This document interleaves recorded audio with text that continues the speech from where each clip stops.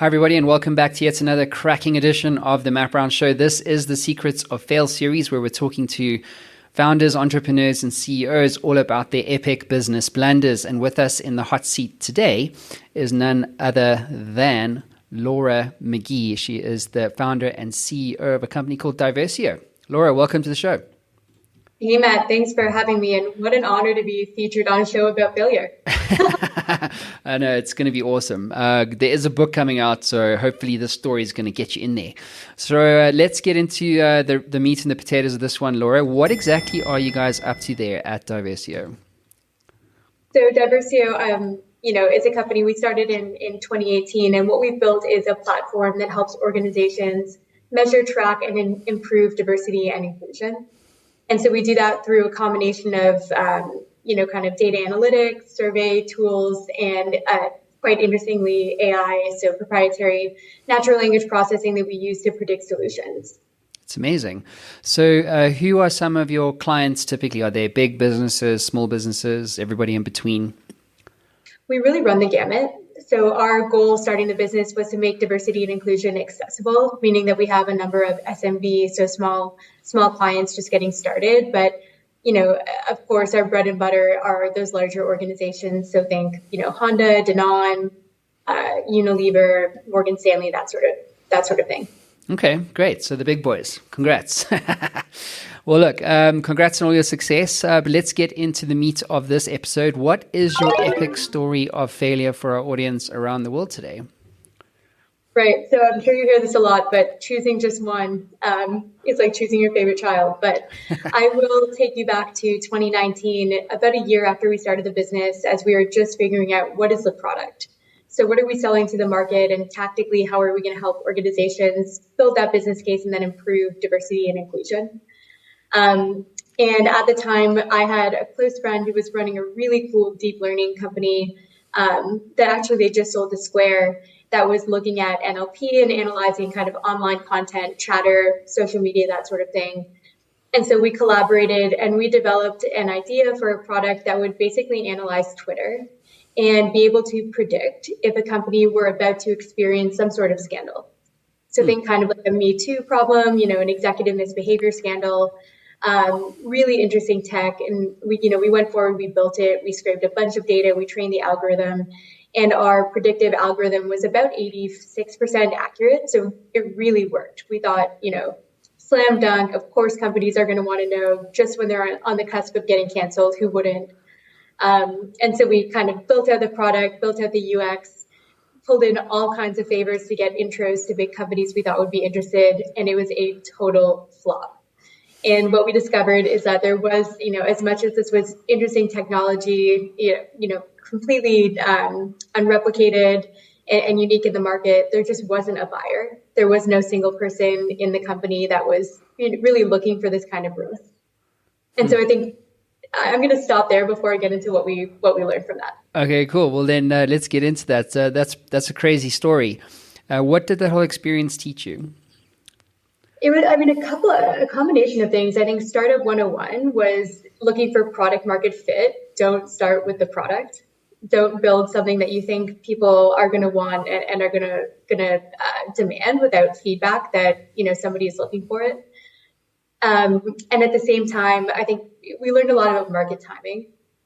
So when we brought the product to market, Me Too had just gotten started. This was pre-Black Lives Matter. Of course, pre-George Floyd's murder, and companies were not quite attuned to the risk. Now, I think fast forward, it's a different ballgame, and companies are looking out for it. But our timing was not right, and the product market fit, we didn't invest in enough.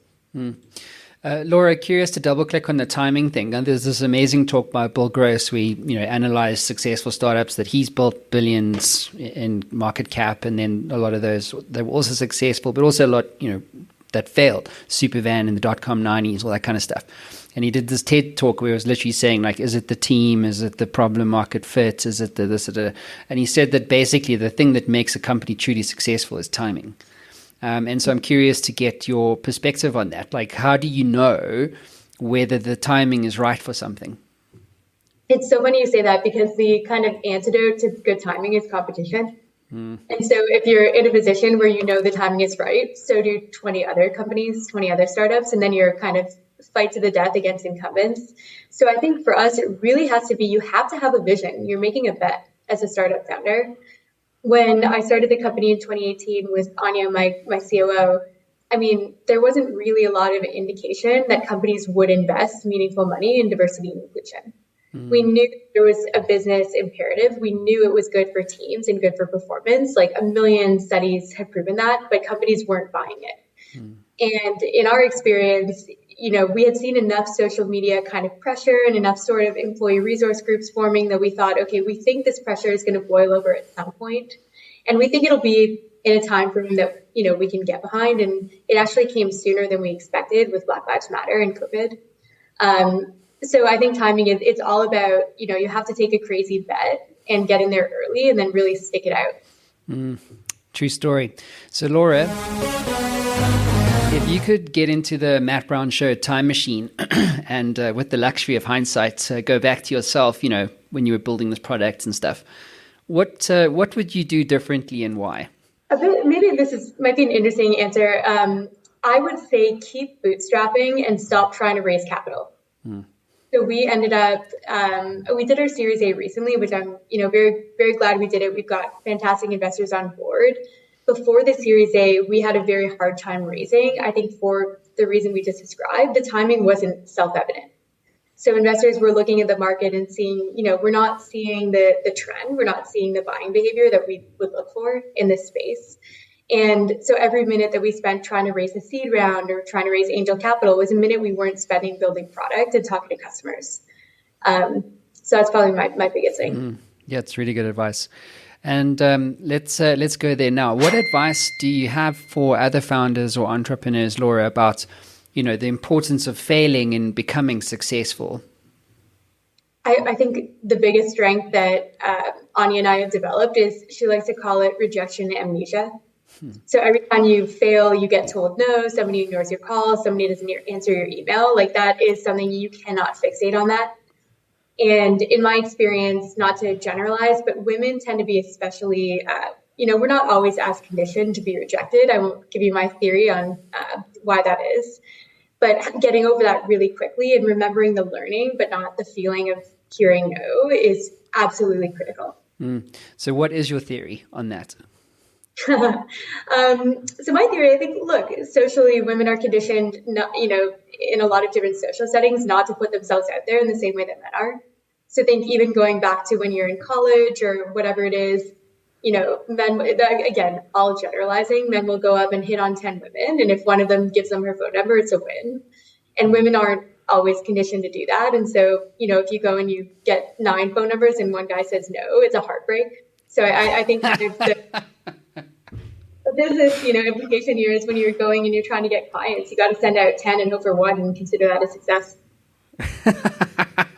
Oh my gosh, I must remember that one. I'm going to go have lunch with my wife now and just, is it true? I had heard this theory. See what she says. Yeah, I'll tell you what she says. Anyway, that's hilarious.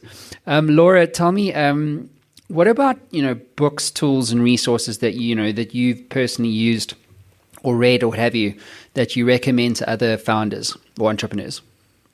Yeah, I mean, anything by Mark Andreessen is going to be a good read. The book that I read early on, and Anya will laugh because I remember sending her a copy and then I would quiz her on it, was the Salesforce book.